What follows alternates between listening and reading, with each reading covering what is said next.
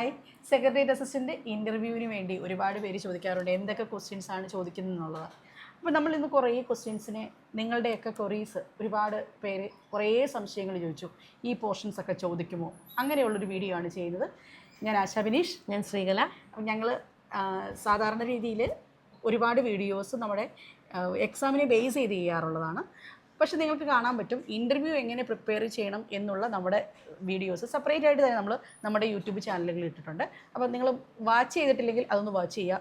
എങ്ങനെ ഇൻ്റർവ്യൂസിന് പ്രിപ്പയർ ചെയ്യണം, PSCയുടെ ഒരു ഇൻ്റർവ്യൂവിൻ്റെ അനുഭവം എങ്ങനെയായിരിക്കും തുടങ്ങിയ വീഡിയോസൊക്കെയാണ് നമ്മൾ കൂടുതലും ഇൻ്റർവ്യൂ സെക്ഷനിൽ ഉൾപ്പെടുത്തിയിട്ടുള്ളത്. അപ്പോൾ ഇന്നത്തെ ഫസ്റ്റ് ക്വസ്റ്റ്യൻ എന്തായിരിക്കും? മെയിനായിട്ട് ബയോഡാറ്റ. അപ്പം ഒരു 4 കുട്ടികളുടെ പ്രധാനപ്പെട്ട ഡൗട്ടാണ് എന്തൊക്കെയാണ് ബയോഡാറ്റ ഫില്ല് ചെയ്യുമ്പോൾ ശ്രദ്ധിക്കേണ്ട കാര്യങ്ങൾ.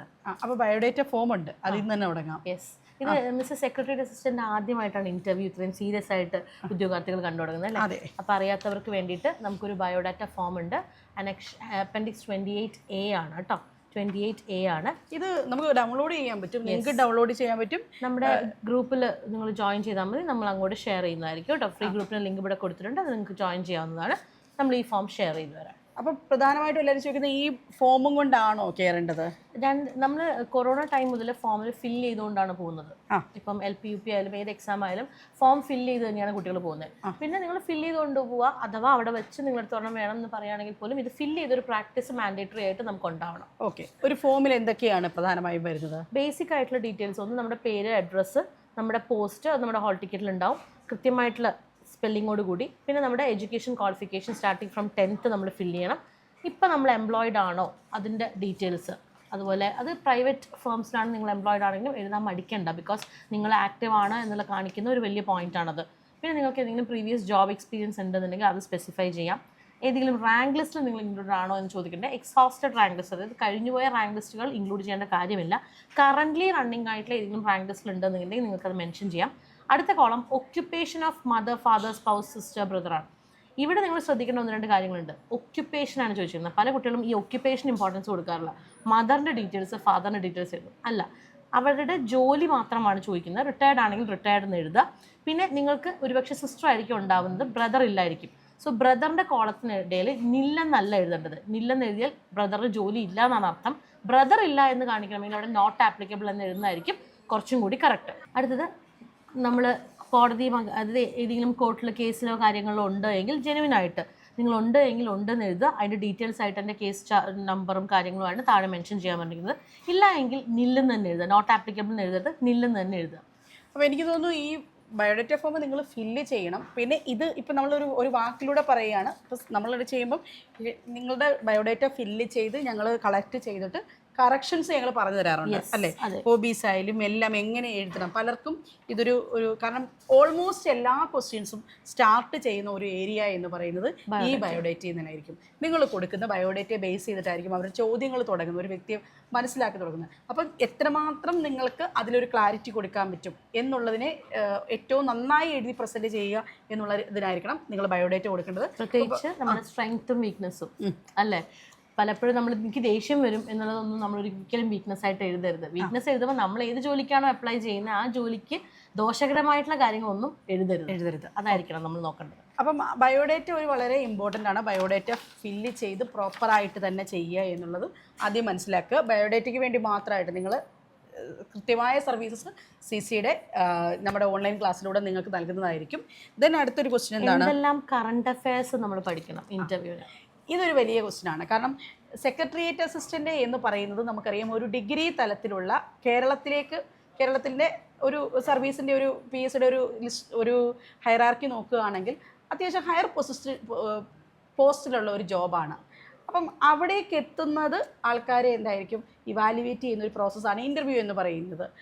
മാക്സിമം മാർക്ക് നേടാൻ സഹായിക്കുന്നതിൽ നിങ്ങളുടെ ഇൻ്റർവ്യൂ പാനലിൽ എന്തായാലും തീർച്ചയായിട്ടും നിങ്ങൾക്ക് ഒരു 4-5 ക്വസ്റ്റ്യൻസ് കറണ്ട് അഫയേഴ്സുമായി ബന്ധപ്പെട്ട് ഉണ്ടാകും.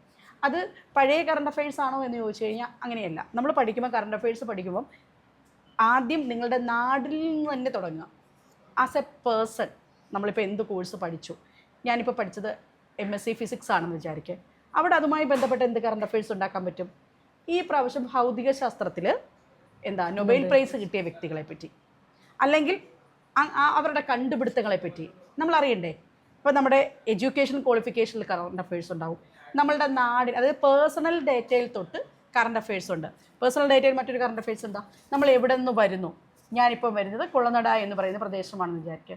ആ പ്രദേശത്തിന് ഇപ്പോൾ എന്തെങ്കിലും ഒരു ഭൗമ എന്തെങ്കിലും ഒരു പ്രത്യേകത വന്നു, അല്ലെങ്കിൽ അവിടെ ഒരു ഭൗമ സൂചിക, ഒരു GI ടാഗ് കിട്ടി, വോട്ടെവർ, അതൊരു കറണ്ട് അഫയേഴ്സ് അല്ലേ. അങ്ങനെ നിങ്ങൾ ആദ്യം നിങ്ങളുടെ ഡേറ്റ ഫുള്ളായിട്ട് എഴുതി നോക്കുക. ജോലിയിലുള്ള ഇപ്പോൾ ചില ജോലികളിൽ മാറ്റങ്ങളുണ്ടാകാം, പുതിയ പദങ്ങൾ. കമ്പ്യൂട്ടർ എഞ്ചിനീയറാണ്, പുതിയ വൈറസിനെ പറ്റി ചോദിച്ചാലും പുതിയ ടെക്നോളജിയെ പറ്റി ചോദിച്ചാലും AI ടൂളിനെ പറ്റി ചോദിച്ചാലും ഒക്കെ നമ്മൾ എന്താണ് അറിയണം. അപ്പോൾ ആദ്യം പ്രൊഫൈലിനെ ബേസ് ചെയ്ത് നമ്മളോട് എന്തൊക്കെ ചോദ്യങ്ങൾ വരാം. ആ നാട്ടിലൊരു കവിക്ക് ഈയിടെ ഒരു അവാർഡ് കിട്ടി. ഇപ്പം എൻ്റെ നാട് കുളനടയാണെന്ന് ഞാൻ പറഞ്ഞു. ബെന്യാമൻ എൻ്റെ നാട്ടുകാരനാണ്. അദ്ദേഹത്തിന് കിട്ടിയ അവാർഡുകൾ ചോദിക്കുന്നതിൽ ഒരു തെറ്റുമില്ല, അവിടെ കറണ്ട് അഫയേഴ്സിനെ ബേസ് ചെയ്ത്. അപ്പോൾ ആദ്യം അങ്ങനൊരു ഡേറ്റ നമ്മുടെ മനസ്സിലൂടെ പോകണം. നമുക്ക് എവിടെയൊക്കെ ഇതിനെ കൊണ്ടുവരാം. എന്നിട്ട് വേണം പത്രവായനകളിൽ വരുമ്പോൾ തീർച്ചയായിട്ടും പുതിയ ഭരണഘടനയുമായി ബന്ധപ്പെട്ട കറണ്ട് അഫയേഴ്സ് ഉണ്ടാവും. പിന്നെന്താ, നമ്മുടെ പുതിയ നിയമവ്യവസ്ഥയുമായി ബന്ധപ്പെട്ടതുണ്ടാവും. അഭിപ്രായങ്ങൾ പറയണമെങ്കിലും എന്തായിരിക്കണം, നമുക്ക് നമ്മുടേതായ ഒരു ഒപ്പീനിയൻ പറയണമെങ്കിൽ നമുക്ക് പലപ്പോഴും കറണ്ട് അഫയേഴ്സ് അറിയണം. അതാണ് അടുത്തതൊരു കുട്ടികൾ ചോദിച്ചിട്ടുള്ളത് അത് തന്നെയാണ്, ഇങ്ങനെ വ്യൂ പോയിന്റ് ക്വസ്റ്റ്യൻസിന് ആൻസർ ചെയ്യാം. ഇപ്പം നമ്മൾ ഹൈക്കോടതി അസിസ്റ്റന്റ് ആയാലും കുട്ടികൾക്ക് പറഞ്ഞു കൊടുക്കും. കോൺട്രവേഴ്സിയൽ ആയിട്ടുള്ള ഇഷ്യൂസ് ഉണ്ടെങ്കിൽ, ഇപ്പം റീസെൻ്റ് ആയിട്ട് നോക്കുവാണെങ്കിൽ വന്ന വിധികളെ ബേസ് ചെയ്തൊക്കെ നമുക്ക് ചോദ്യങ്ങൾ വരാം. എന്താണ് നിങ്ങൾക്ക് അതിനെക്കുറിച്ചുള്ള അഭിപ്രായം? അപ്പം ഇത് നമ്മുടെ ഒപ്പീനിയൻ നമ്മൾ പ്രസൻറ്റ് ചെയ്യണമെങ്കിൽ ഏറ്റവും മസ്റ്റ് നമ്മൾ ഇതിനെ ബേസ് ചെയ്ത കൃത്യമായിട്ടുള്ള ഇൻഫർമേഷൻ ഉണ്ടാക്കുക എന്നുള്ളത്. നിങ്ങളൊരു എക്സാം ക്ലിയർ ചെയ്തപ്പോൾ നിങ്ങൾ എക്സാമിൻ്റെ പോയിന്റ് ഓഫ് വ്യൂയിലുള്ള കറണ്ട് അഫയേഴ്സ് ആണ് നോക്കിയിരിക്കുന്നത്. ഇനി അങ്ങനെയല്ല, മന്ത്ലി കറണ്ട് അഫയേഴ്സ്, ഓരോ മാസം പുറകിലേക്കുള്ള മന്ത്ലി കറണ്ട് അഫയേഴ്സ് ഡീറ്റെയിൽഡ് ആയിട്ട് നമ്മൾ UPSCക്കൊക്കെ പഠിക്കുമ്പോൾ നമ്മൾ പഠിക്കുമല്ലോ, ഒരു 10 ടോപ്പിക്ക് വെച്ചിട്ട് നമ്മുടെ അങ്ങനെ തന്നെ നമ്മൾ പ്രിപ്പയർ ചെയ്യുക കറണ്ട് അഫയേഴ്സ്. അതിന് എന്തൊരു ഡേറ്റ പറയാനായിട്ട് സാധിക്കുന്ന രീതിയിൽ, ഒറ്റവാക്കിലല്ല, കുറച്ചധികം വ്യക്തതയോടുകൂടി കാര്യങ്ങളെ നോക്കിക്കാണുക. പിന്നെ മെയിൻസ് എന്ന് പറയുന്നത് നമ്മുടെ പേപ്പറിൽ തീർച്ചയായിട്ടും ജോബുമായി ബന്ധപ്പെട്ട സ്പെഷ്യൽ ടോപ്പിക്സ് നമുക്ക് നന്നായിട്ട് തന്നെ പഠിച്ചു അല്ലേ, ഒരു പേപ്പർ തന്നെ ഉണ്ടായിരുന്നു. സോ തീർച്ചയായിട്ടും അവിടെ നിന്നുള്ള ചോദ്യങ്ങളും ആ ഭാഗങ്ങളും ഒക്കെ നമ്മൾ കൃത്യമായിട്ട് മുന്നോട്ട് പഠിച്ചുകൊണ്ട് തന്നെ പോകണം. അപ്പം നമ്മളിപ്പോൾ കറണ്ട് അഫയേഴ്സിൻ്റെ ക്ലാസ് കൊടുക്കുമ്പോൾ ഞാൻ ഉദ്ദേശിക്കുന്ന മന്ത്ലി കറണ്ട് അഫയേഴ്സ് കൊടുക്കുമ്പോൾ അതിൽ തന്നെ കേരളത്തിലെ സ്കീമുകൾ, അല്ലെങ്കിൽ ഉദ്യോഗപരമായി ബന്ധപ്പെട്ട കാര്യങ്ങൾ, പിന്നെ നിയമവ്യവസ്ഥയുമായി ബന്ധപ്പെട്ടത്, ഭരണഘടനയുമായി ബന്ധപ്പെട്ട് അങ്ങനെ എല്ലാ കാര്യങ്ങളും ഉൾപ്പെടുത്തിയാണ് നമ്മൾ കൊടുക്കാറുള്ളത്. ഓരോ ദിവസവും ഒരു 10ഓളം ചോദ്യങ്ങളുടെ core areas, one word questions അല്ല, ഏരിയാസ് നിങ്ങൾ പ്രിപ്പയർ ചെയ്യൂ. എന്നിട്ട് നമ്മൾ അതിൻ്റെ ഒരു സംക്ഷിപ്ത രൂപം കൊടുക്കും. ഈ കീവേഡ്സ് വേണം എന്നുള്ള രീതിയിലാണ് നമ്മൾ ഇങ്ങനെ നമ്മൾ ഹെൽപ്പ് ചെയ്യത്തില്ലേ, അതേപോലെ തന്നെയാണ് ഇവിടെ കറണ്ട് അഫയേഴ്സിന് ഹെൽപ്പ് ചെയ്യുന്നത്. അതായത് MCQs അല്ല, ഇനി അങ്ങോട്ട് അതുമായി ബന്ധപ്പെട്ട ഫാക്ട്സിനെ കുറിച്ച് കൃത്യമായിട്ടുള്ള പഠനം നിങ്ങൾക്ക് വേണം. പിന്നെ സർവോപരി കുട്ടികൾ ചോദിക്കുന്നത് എങ്ങനെ നമ്മൾ പ്രസന്റബിൾ ആയിട്ടിരിക്കണം, ഇരിക്കുമ്പോൾ ശ്രദ്ധിക്കേണ്ട കാര്യങ്ങൾ, ബോഡി ലാംഗ്വേജ്, അതൊക്കെ എന്ന് പറഞ്ഞാൽ കുറച്ചധികം നമ്മൾ പ്രാക്ടീസ് ചെയ്ത് കണ്ണാടി നോക്കി പ്രാക്ടീസ് ചെയ്യേണ്ട കുറച്ച് കാര്യങ്ങളൊക്കെ തന്നെയാണ്. അതെങ്ങനെ ചെയ്യണം എന്നുള്ളത് കൃത്യമായിട്ട് നിങ്ങൾക്ക്, ഞാൻ പറഞ്ഞല്ലോ, ആദ്യമായിട്ട് അറ്റൻഡ് ചെയ്യുന്ന ഒരു ഇൻ്റർവ്യൂ അല്ലെങ്കിൽ ആദ്യമായിട്ടാണ് ഇൻ്റർവ്യൂവിന് സെക്രട്ടേറിയറ്റ് അസിസ്റ്റൻ്റ് ഇത്രയും പ്രാധാന്യം വരുന്നത്. സോ ഡെഫിനറ്റ്ലി അത് അങ്ങനെ തന്നെ പ്രിപ്പയർ ചെയ്ത് വേണം നമ്മൾ മുന്നോട്ട് പോകാനായിട്ട്. അതായത് നമ്മൾ എങ്ങനെയാ ഹോളിൽ ചെന്ന് കയറുമ്പോൾ ഒരു കസേരയിലേക്ക് ഇരിക്കുന്ന ആ ഒരു മൊമെൻറ്റ് തൊട്ട് നമ്മൾ ഇവാലുവേറ്റ് ചെയ്യുകയാണ് ഹോളിലേക്ക് നമ്മൾ എങ്ങനെ കയറണം. ഇപ്പം ഞങ്ങൾ എപ്പോഴും ക്ലാസ്സിൽ കൊടുക്കുമ്പം അത് വീഡിയോ റെക്കോർഡ് ചെയ്ത് കുട്ടികളെ കാണിക്കാറുണ്ട്. മോക്ക് ഇൻ്റർവ്യൂവിന് വരുമ്പം ആ രീതിയിൽ തന്നെ പരിശീലനം കൊടുക്കാറുണ്ട്. ആദ്യം 1-to-1 സെഷൻസ് ഇടും. അപ്പോൾ മോക്ക് ഇൻ്റർവ്യൂവിന് ഒരു പാനൽ ഉണ്ടാകും. ആ പാനലിലേക്ക് കുട്ടികളെ കൃത്യമായി, അതെന്ന് പറയുന്ന ഒരു എക്സ്പീരിയൻസ് ആണ്. നെക്സ്റ്റ് ആ ഒരു എറർ അവരവിടെ പോയി ചെയ്യത്തില്ല, റിപ്പീറ്റ് ചെയ്തില്ല.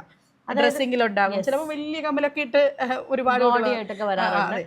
അങ്ങനെയൊന്നും, അതായത് ഒരുപാട് കാര്യങ്ങൾ നിങ്ങളെ കാണണമെങ്കിൽ അതൊരു ക്യാമറയിലൂടെ മറ്റൊരാളുടെ കണ്ണിലൂടെ കാണുമ്പോഴേ നമുക്കത് മനസ്സിലാവും. നിങ്ങൾക്ക് എന്തറിയാം എന്നുള്ളതിനല്ല ഇനി മാർക്കുള്ളത്, നിങ്ങളുടെ അപ്രോച്ച് എന്താണ്, നിങ്ങൾ എങ്ങനെ കാര്യങ്ങളെ അവതരിപ്പിക്കുന്നു എന്നുള്ളതിനാണ് ഇനി വെയിറ്റേജ്. മോക്ക് ഇൻ്റർവ്യൂസ് മസ്റ്റായിട്ടും അറ്റൻഡ് ചെയ്യുക. മോക്ക് ഇൻ്റർവ്യൂസ് ക്ലാസ് സ്റ്റാർട്ട് ചെയ്തിട്ടുണ്ട്. അപ്പോൾ മോക്ക് ഇൻ്റർവ്യൂവിന് നിങ്ങൾ രജിസ്റ്റർ ചെയ്യണമെങ്കിൽ ഞാൻ ലിങ്ക് താഴെ കൊടുത്തിരിക്കാം. ഈ ഇൻ്റർവ്യൂ ബാച്ചിലേക്ക് നിങ്ങൾ കൂടിയെങ്കിൽ മാത്രമാണ് നിങ്ങൾക്ക് ഈ ഇൻഫർമേഷൻസ് എല്ലാം കിട്ടുകയുള്ളൂ കേട്ടോ. 1-on-1 മോക്ക് ഇൻ്റർവ്യൂ ആണ്. അതായത് നിങ്ങൾ എങ്ങനെയാണോ നിങ്ങൾ PSC ഇൻ്റർവ്യൂ അറ്റൻഡ് ചെയ്യുന്നത് അതേപോലെ ഒരു പാനലിന് മുന്നിലിരുന്നായിരിക്കും നിങ്ങളിവിടെ ഇൻ്റർവ്യൂ അറ്റൻഡ് ചെയ്യുന്നത്. അപ്പോൾ 1-on-1 ഇൻ്റർവ്യൂ സെഷൻസ് ആയിരിക്കും നമ്മൾ കണ്ടക്ട് ചെയ്യുന്നത്.